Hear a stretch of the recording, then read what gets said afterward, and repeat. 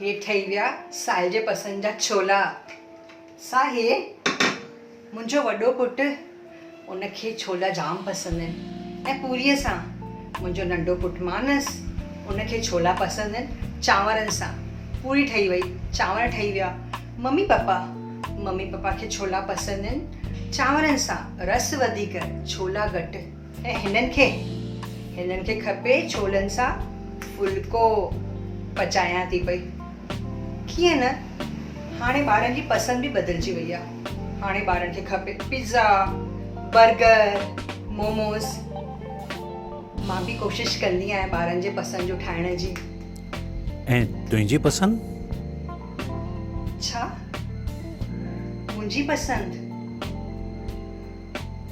पसंदि घर में कंहिंखे ख़बर आहे? शायदि।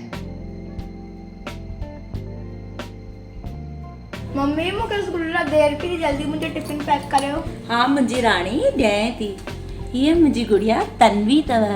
तव्हांखे पतो अथव तन्वी कॉन्वेंट स्कूल में पढ़ंदी आहे, ॾाढे वॾे स्कूल में पढ़ंदी अथव।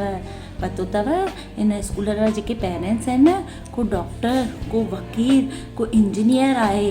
पतो अथव जॾहिं स्कूल में पेरेंट्स मीटिंग थींदी आहे न, त टीचरूं पतो अथव ॿारनि सां ऐं पेरेंट्स सां इंग्लिश में ॻाल्हाईंदियूं आहिनि। मूंखे इंग्लिश कान ईंदी आहे न, त मां हिननि खे पेरेंट्स मीटिंग ते मोकिलींदी आहियां। तूं न वेंदी आहीं?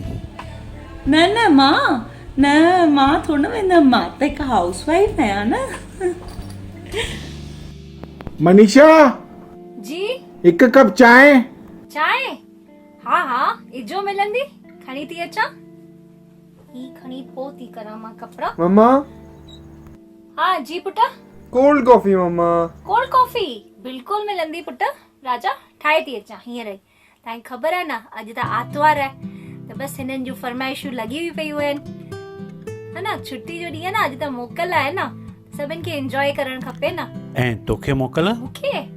मूंखे कहिड़ो एंजॉयमेंट, मुंहिंजी कहिड़ी मोकल। असांजो त ईअं ई पियो हलंदो आहे, बसि सभु ख़ुशि त मां बि ख़ुशि। हे ॿ पप्पा जे लाइ, हे ॿ मम्मी जे लाइ, हे ॿ हिननि जे लाइ, ऐं हे ॿ विवेन जे लाइ। मां पूरे परिवार जे लाइ रोज़ बादामियूं पिसाईंदी आहियां। बादामियूं सिहत लाइ तमामु सुठियूं हूंदियूं आहिनि, हिन सां दिमाग़ बि तेज़ थींदो आहे। ऐं तुंहिंजे लाइ? अरे हेॾां, हे सभु मां न खाईंदी आहियां। अरे जेतिरो ज़रूरत बादामियुनि जी असांखे हो न, वधीक तोखे ज़रूरत आहे हिन जी। हिकु मिंट। ऐं ही तुंहिंजे लाइ।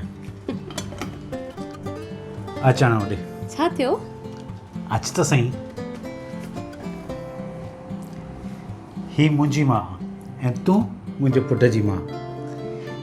ही जेकॾहिं घर वणु आहे त तव्हां हिन वण जी जड़ूं आहियो। जेकॾहिं जड़ूं मज़बूत न हूंदियूं त वणु फलंदो कीअं? इन करे ॿई पंहिंजो चङी तरह ध्यानु रखंदा कयो, पंहिंजे लाइ न सही पर असां सभिनी जे लाइ। ओ अम्मा, ओ अम्मा, ओ मुंहिंजी मिठड़ी अम्मा, तोता वारी वञा, मुंहिंजी मिठड़ी अम्मा, तोता वारी वञा। जी हा, छो न वारी वञा मां अहिड़ी माउ तां, जेका सभिनी जो ध्यानु रखंदी आहे पर पंहिंजो ध्यानु हुनखे न हूंदो आहे, जंहिंखे कॾहिं मोकल न हूंदी आहे, जेका हेॾा गुण हूंदे सूंदे बि कॾहिं ॾेखारी न ॾींदी आहे। उहा माउ जेका सभिनी जी पसंदी हुनखे ख़बर हूंदी आहे पर पंहिंजी पसंदी उहा कॾहिं न ॿुधाईंदी आहे। त हिन मदर्स डे ते दुनिया जे सभी माउनि खे मुंहिंजो दिलि सां सलाम ऐं बेशुमार प्यार।